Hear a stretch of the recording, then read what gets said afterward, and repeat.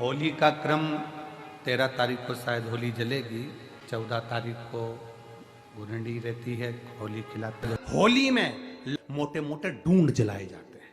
ढूंढा की राख तैयार होती है, उसका कालापन जो तैयार होता है उसको उठाकर ले आए और कपड़े में उसको छान कर राख तैयार कर 3-4 बार छानने के बाद उस भस्म को 12 बजे से 1 बजे के बीच में शिव जी को समर्पित कर देता है और उस भस्म को उठाकर उसमें घी मिलाकर मस्तक पर तिलक लगाकर चले जाता है। वो जिंदगी में कभी हार नहीं सकता, विजय ही पाकर आता है, उसकी कभी हार नहीं हो सकता।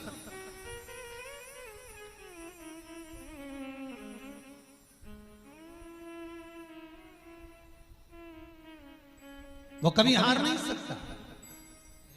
शिव महापुराण की कथा कहती है वो भस्म विजयता को प्रदान करती है। आपको किसी से नहीं कहना, किसी के हाथ नहीं जोड़ना, केवल वो भस्म का तिलक लगाकर जिससे आपका काम निकालना है उसके सामने पहुंच जाइए, आपको सुख का अनुभव हो जाएगा, कार्य सिद्ध।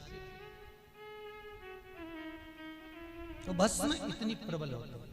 पूरी कहानी गलत बताई। अगर दुनिया के लोग सही कहानी बताते तो भतीजा और बुआ का संबंध खराब नहीं होता। कहानी गलत थी ना। लोगों ने कहा, हिरण्यकशिपु ने अपनी बहन से कहा, बहन तू अपने भतीजे को गोदी में रख कर बैठ जा और चादर ओढ़ कर बैठ जाना, तू बच जाएगी, तेरा भतीजा जल जाएगा। तो बुआ भतीजे को जलाने के लिए गोदी में लेकर बैठी। बोलो सही है कि गलत है? लोगों ने कहानी गलत बताई। होली का लोगों ने कहा उसने अपने भतीजे को जलाया। पहले तो होलिका का नाम तो निकालो कि होलिका का नाम क्या है। कथा वालों ने कह दिया हिरण्यकशिपु की बहन थी होलिका, वो अपने भतीजी प्रहलाद को गोदी में लेकर बैठ गई। वो प्रहलाद को हाथी के पांव के नीचे डाला, खोलते तेल में डाला, अग्नि में डाला, इसमें डाला, उसमें डाला, नहीं मरा। आखिरी में अपनी बहन से कहा होलिका तो अपने भतीजे को गोदी में लेकर बैठ जा। पहले उस होलिका का असली नाम तो लाओ, जिस होलिका का नाम विष्णु पुराण में ढूंढा लिखा है। क्या नाम लिखा है? ढूंढा। होलिका का असली नाम लिखा है विष्णु पुराण में ढूंढा। इसलिए आज भी होली में लकड़ी नहीं जलाई जाती, मोटे मोटे ढूंढ जलाए जाते हैं, क्योंकि उसका नाम ढूंढा है। और ढूंढा बैठी अग्नि में, भतीजे को गोदी में लेकर बैठ गई। उसके पास में एक ब्रह्मा जी की चादर थी, जिसको ओढ़ कर बैठ जाती थी तो आगी में जल नहीं सकती थी। ढूंढा ने देखा चारों तरफ से आगी लग गई, मेरा भतीजा जल जाएगा। तो बुआ को लगा मेरा भतीजा जल जाएगा। बुआ वो होती है जो दुआ देती है, बुआ कभी बद्दुआ नहीं देती है। और ढूंढा ने अपनी चादर को उतारा, आगी चारों तरफ से लग गई। बुआ को लगा मेरा भतीजा जल जाएगा, तो अपनी चादर उतार कर अपने भतीजे पे डाल दी और बुआ खुद जल गई, पर अपने भतीजे को नहीं जलने दिया। ये कथा है, पर लोगों ने उसको पूरी पलट दिया, पूरा पलट। बुआ कब जलाई अपने भतीजे को? होली का क्रम 13 तारीख को शायद होली जलेगी, 14 तारीख को गुरंडी रहती है, होली खिलाती है। पिछले वर्ष थोड़ा सा होली का क्रम रहा, तो अब की बार सब जगह की होली में ना जाते हुए केवल एक होली, वो भी सीहोर की, वो 15 तारीख को महादेव की होली, मार्च को महादेव की होली। अपने शिवालयों में शंकर जी शिव मंदिर के अंदर चंदन का जल 1 लोटा अवश्य चढ़ाएं, महादेव की होली अवश्य मनाएं। होली आ रही है, लगी नहीं रिया की होली जैसा है। दिवाली आती है तो लगता ही नहीं कि दिवाली जैसा है, राखी आती तो लगता ही नहीं राखी जैसा है। सारे त्योहार फीके हो गए गुरुजी। हमने कहा त्योहार फीके नहीं हुए, त्योहार का कलर फीका नहीं हुआ, त्योहार का रंग फीका नहीं हुआ है, बस त्योहार वही है, गुलाल वही है, मिठाई वही है, गुजिया पपड़िया वही है, खुरमे चकरी वही है, पपड़िया वही है, गुजिया वही है, इंसान वही है।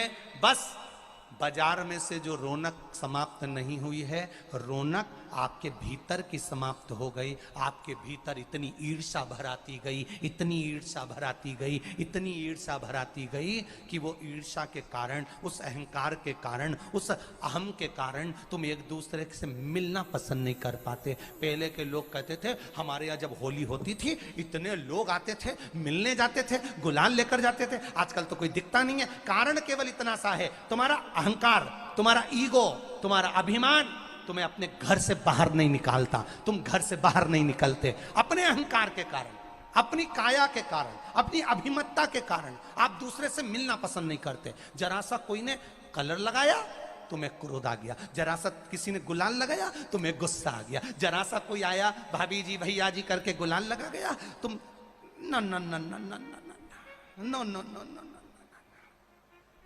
कहां जाओ? इतने वीआईपी हो गए, इतने वीआईपी हो गए, इतने वीआईपी हो गए कि अपने त्योहारों से भी दूर हो गए। मेरा निवेदन है, होली का त्योहार आ रहा है, उस फागुन के त्योहार में मेरा देवाधिदेव महादेव माता पार्वती के साथ होली खेलता है, मेरा कृष्ण कन्हैया राधा रानी के साथ होली खेलता है। आप भी अपने इष्ट मित्रों के साथ होली खेलिए और दिल से खेलिए। अरे सीहोर में, सीहोर जिले में एक होली होती थी। उस होली का नाम हमने पिछली बार बदल दिया था। कौन सी होली कर दी थी? महादेव की होली। पिछली बार हमारे सीहोर जिले में हमेशा होती आई थी वो होली, थोड़ा उसका नाम हमने चेंज कर दिया था तो उसको महादेव की होली कर दिया था। मेरे सीहोर जिले के रहने वाले सभी रहवासियों से, जिले भर के निवासियों से निवेदन करना चाहूंगा, वो पुरानी होली को बंद कर महादेव की होली नाम दिया गया है। शिव मंदिर में जाना है, चंदन का जल शिव जी को 1 लोटा चढ़ाना। एक बात अपनी जिंदगी में उतार कर रखो, शंकर भगवान को घी का दिया भी लगाओ तो तुम्हारे घर में जो असली घी हो, थोड़ा सा भले 1 पत्ती लगाओ, भले इतनी सी बत्ती जलाओ, पर असली घी की जलाओ। शिव जी को अगर चंदन भी लगा रहे हो तो असली लगाओ। शंकर भगवान को चावल भी चढ़ा रहे हो तो असली चलाओ। शंकर भगवान को अगर अष्टगंध भी चढ़ा रहे हो तो असली चढ़ाओ। केमिकल का कोई चीज मेरे महादेव को मत चढ़ाओ जिससे भगवान शिव की मूर्ति नष्ट हो। ऐसी कोई चीज मेरे महादेव को ना चढ़ाओ। अगर शंकर भगवान के साथ आप होली खेल रहे हो तो चंदन का पानी शंकर भगवान को चढ़ाइए, अष्टगंध का जल भगवान शिव को चढ़ाइए। तो करो तैयारी, आ रहा है त्रिपुंड धारी महादेव की होली। बड़े आनंद के साथ मेरा निवेदन, अपने शिवालयों में, शंकर जी के मंदिरों में, सीहोर जिले के प्रत्येक शिव मंदिर के अंदर चंदन का जल 1 लोटा अवश्य चढ़ाएं, महादेव की होली अवश्य मनाएं। और भाव के साथ 5 मंदिर हम भी जाएंगे, कोई जुलूस नहीं, कोई क्रम नहीं, बस बाबा को आराम से जल चढ़ाना ही एक नियम है और बाबा को जल चढ़ाएंगे। आप सब बड़े आनंद के साथ महादेव की होली का स्मरण करिए। महादेव की होली के दिन बेलपत्री की जड़ के नीचे जाकर प्रयास करा करो कि लाल चंदन का जल, लाल चंदन को घिसकर कलश में उस चंदन को डालकर जल भरकर उसको बेलपत्री की जड़ के नीचे सींचन करने का प्रयास करा करो। है कि धीरे धीरे कर कर वो दुख समाप्त होगा, वो दुख कटेगा ही। एक बहुत ध्यान देने वाली बात है कि अगर मान लो कि कहीं पैसा अटक गया है, नहीं आ रहा है, बहुत अथक प्रयास कर लिया, चंदन का जो जल होता है ये व्यक्ति के जीवन में जो धन कहीं रुक गया, अटक गया, नहीं दे रहा, बेलपत्री के वृक्ष के नीचे, जड़ के नीचे सींचन करने से वो प्राप्त होता है। अथर्ववेद में वर्णन किया गया कि पीपल के वृक्ष की जो जड़ होती है, बेलपत्री के वृक्ष की जो जड़ होती है और आंवले के वृक्ष की जो जड़ होती है, इसके नीचे स्वर्ग का निवास होता है। किसका निवास है? स्वर्ग का निवास। जहां पर ये वृक्ष होता है और उस वृक्ष के नीचे बैठकर हम जब किस जल का सींचन कर रहे हैं। जैसे अभी आपको कहा था कि जल में अगर लाल चंदन मिला हो और आप बेलपत्री के जड़ में सींचन कर रहे हैं तो लक्ष्मी की आवक बढ़ेगी। कहीं पैसा अपना अटक गया, नहीं आ रहा, आएगा। पीपल की जड़ में इत्र का जल, पीपल की जो जड़ होती है उसमें इत्र का पानी, थोड़ा सा जल, उसमें थोड़ा सा इत्र का भाग हो महाराज, और आप भगवान पीपल देव, पिपलेश्वर महादेव का स्मरण कर कर पीपल की जड़ में अगर जल चढ़ा रहे हैं, और मान लो शरीर में कोई कष्ट हो गया है, शरीर में कोई रोग हो गया है, कोई मालूम पड़े ये हाथ 4 दिन से दुख रहा है, या 4 दिन से ये नस दब गई है, या ये कमर दब रही है, तो आप 2-4 दिन कर देखो। कलश के अंदर जल, जल में इत्र का थोड़ा सा भाग, पीपल की जड़ के नीचे आप उसका सींचन करिए पिपलेश्वर महादेव के नाम से। उस जल को थोड़ा सा भाग लेकर आ जाओ उसी में से जो चढ़ाया है, और उस स्थान पर जहां कष्ट है उसको लगाना प्रारंभ करिए। 2 दिन 3 दिन कर देखो। प्रैक्टिकल करने में क्या जाता है, सीवर वाला महाराज झूठ बोल रहा हो तो। कभी कभी अगर ऐसा लगे जीवन में कि दुख बहुत ज्यादा आ गया है, बहुत तकलीफ आ गई है, तो लाल चंदन को घिसकर उस लाल चंदन का लेपन भगवान शंकर पर कर कर फिर पानी चढ़ाओ। अगर कोई संकट भारी है और निकट रहा,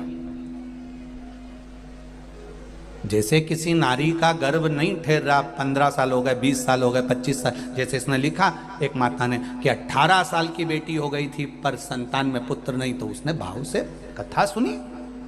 ऐसे आपके भीतर अगर 20 साल हो गए, 25 साल हो गए, 30 साल हो गए, संतान का सुख ही नहीं है, लाल चंदन का लेपन बाबा भोलेनाथ पर करना प्रारंभ करो। पीठिका पर लाल चंदन का लेपन करना प्रारंभ करो। लाल चंदन से बाबा का श्रृंगार करना प्रारंभ करो। एक बेलपत्री पर लाल चंदन, दोनों पत्ती नीचे वाली, जो नीचे की जो 2 पत्ती होती है इस पे लाल चंदन, और बीच वाली पत्ती पर पीला चंदन लगाकर बाबा के शिवलिंग को समर्पित करिए। बाबा से प्रार्थना करिए, रोज प्रार्थना करो। परंतु एक बात का स्मरण रहे, 25 साल हो गए, 20 साल हो गए, 30 साल हो गए, संतान नहीं, तो पहले जल से अभिषेक कराना, अभिषेक कराकर उस जल का आचमन करने के बाद हाथ को खासा करना, धोना, उसके बाद में फिर वापिस बाबा का स्नान कराओ, फिर चंदन का लेपन कराओ, फिर 1 लोटा जल चढ़ाकर बाबा का स्नान कराओ। बाबा का बड़ा सुंदर भाव से लाल चंदन से जो अभिषेक करता है, बाबा को लेपन कर कर फिर जल चढ़ समर्पित करता है, निश्चित है उसकी गोदी मेरा देव अधिदेव महादेव जरूर भरता है। ये निश्चितता है। हम तो बेटियों से भी कहते हैं, जिसका विवाह नहीं हो रहा हो, 25 साल, 30 साल, 27 साल, 28 साल, 32 साल, 40 साल हो गए हो, नहीं हो रहा हो बेटा बेटी का विवाह, उसे लाल चंदन का प्रयोग अशोक सुंदरी वाली जगह